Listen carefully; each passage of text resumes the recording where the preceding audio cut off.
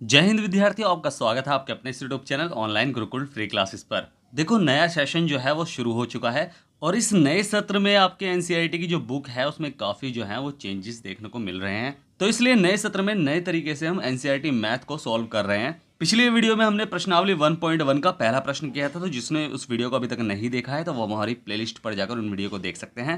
और जो पिछली वीडियो में मैंने आपसे प्रश्न पूछा था कि सर्वदाता किस रक्त वर्ग समूह को कहते हैं, तो वो कहते हैं ओ को। ठीक है, सर्वदाता यानी सबको रक्त देने वाला, और जो रक्त समूह है वो है ओ, और जो सर्वग्राही होता है यानी सबसे ले सकता है रक्त, वो है ए बी। तो आज हम करने वाले हैं प्रश्नावली 1.1 का दूसरा प्रश्न। बट उससे पहले अगर आप नए हैं तो चैनल को अभी सब्सक्राइब करना है, साथ ही साथ बेल आइकन को ऑल पर सेट करना है ताकि आपको आने वाले लेटेस्ट वीडियो की नोटिफिकेशंस मिलती रहे। और वीडियो को शेयर करना है अपने दोस्तों के पास जितना हो सके। आपका ही अपना चैनल है और आपके दोस्तों की भी तैयारी अच्छे से हो सके।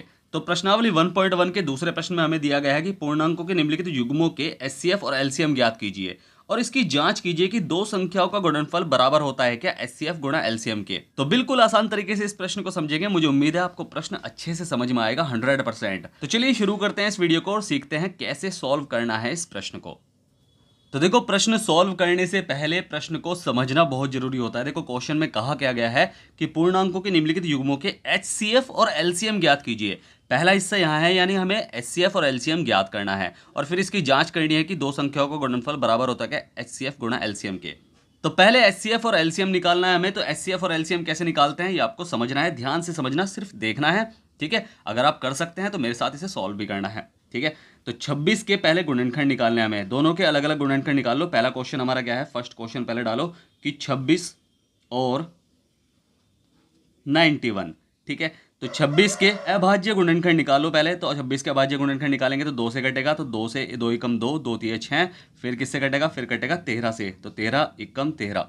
उसके बाद हमें 91 के भी अभाज्य गुणनखंड निकाले, यानी दोनों का अभाज्य गुणनखंड सबसे पहले आपको निकाल लेना है, 26 के भी और 91 के भी। तो 13 सत्ते 91 हो जाएगा, 13 सत्ते 91 और 7 एकम 7। अब 26 के अभाज्य गुणनखंड को उसके आगे लिख देना है। 26 बराबर 26 के गुणनखंड क्या आए हैं, तो 2 गुणा 13 आए हैं, तो 2 गुणा 13।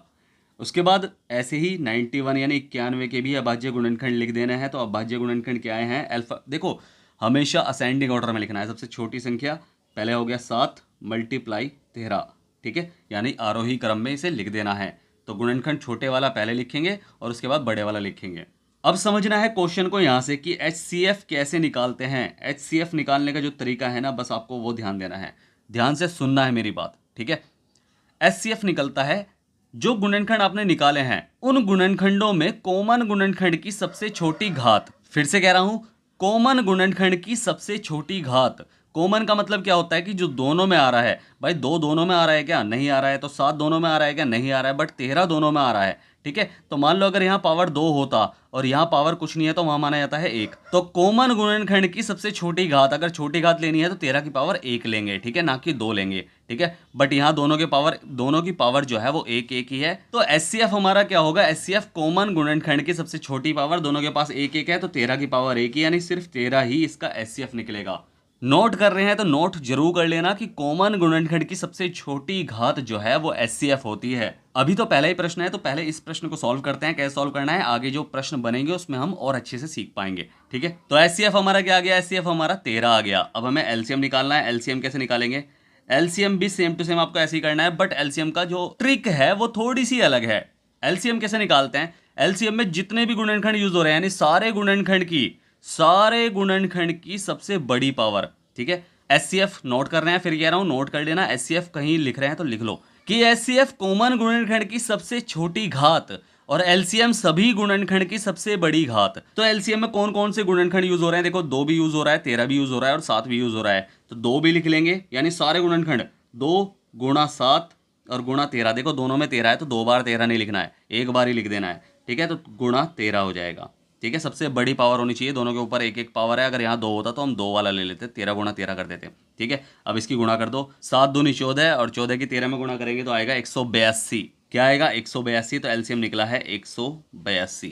अब देखो, जांच भी हमें करनी है, तो जांच हम कैसे करेंगे, जांच करेंगे पहले तो जांच लिखो। ठीक है, मान लो अगर आप पेपर में होंगे और आपको पता करना है कि आपका आंसर बिल्कुल सही है या गलत है, तो आप इस फॉर्मूले, ये फॉर्मूला ही है। ठीक है, तो आप इस फॉर्मूले को यूज़ कर सकते हैं कि दो संख्याओं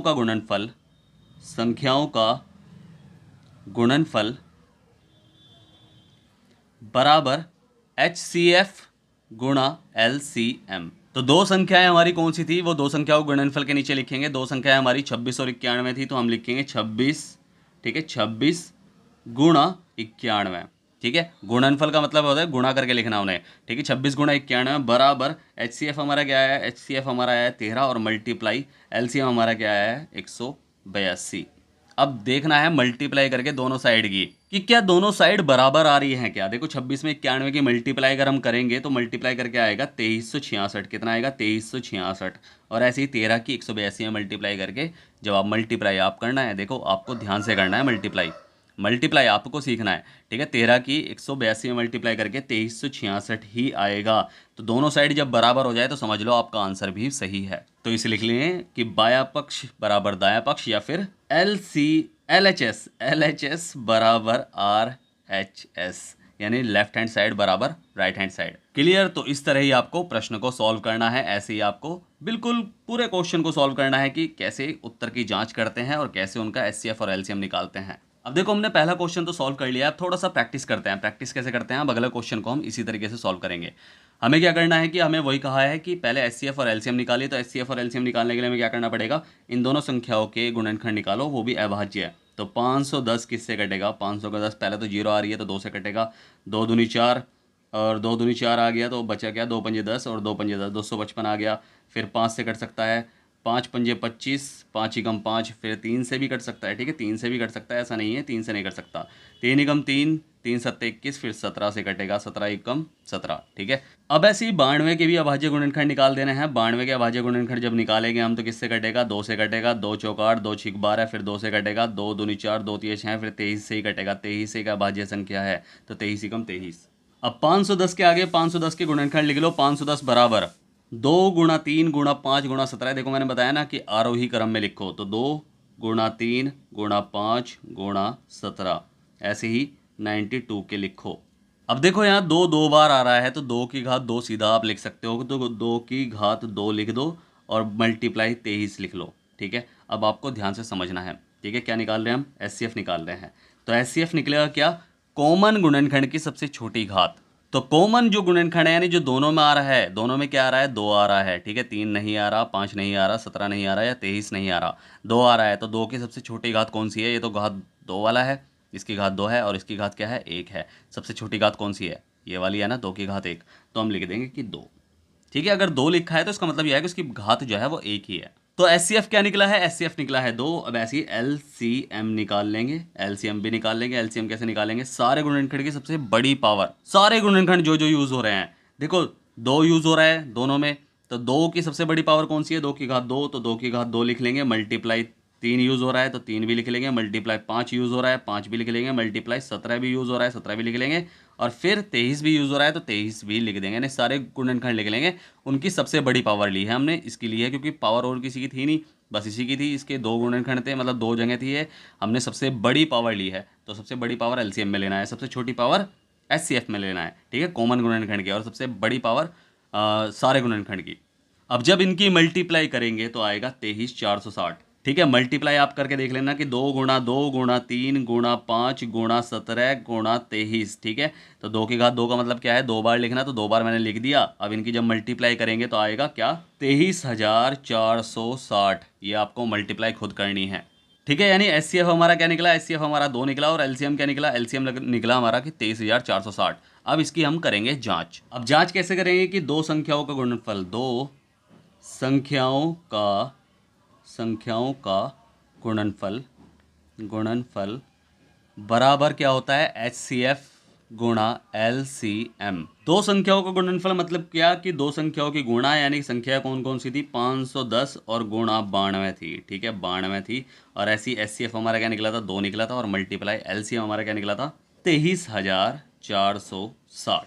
अब जब 510 और 92 की गुणा करेंगे तो आएगा आंसर 46,920। और ऐसे ही जब हम HCF और LCM की गुणा करेंगे तो वहाँ भी आएगा 46,920। देखो 2 0 0, 2 छिक 12 का 2 का हासिल लगाया, 2 चौक 8 और 1 9, और 2 तिया 6 और 2 दूनी 4, गुणा करके सेम वही आ रहा है। तो हमारा लेफ्ट हैंड साइड बराबर है राइट हैंड साइड के, ठीक है। बायां पक्ष बराबर दायां पक्ष भी लिख सकते हो आप। तो ये हमारा आंसर है, ठीक है। बिल्कुल हमने चेक कर लिया कि हमारा आंसर बिल्कुल सही है। अब ऐसे ही आपको थर्ड भी करना है। और ये तीसरा प्रश्न जो है वो आपको मुझे व्हाट्सएप पे सेंड करना है, ठीक है। तीसरा प्रश्न क्या है, वो है 336 और 54। तो इसको आपको मुझे व्हाट्सएप पे फोटो खींच के इसका सॉल्यूशन करके, ठीक है, सॉल्यूशन करके व्हाट्सएप पे फोटो खींच के भेजना है।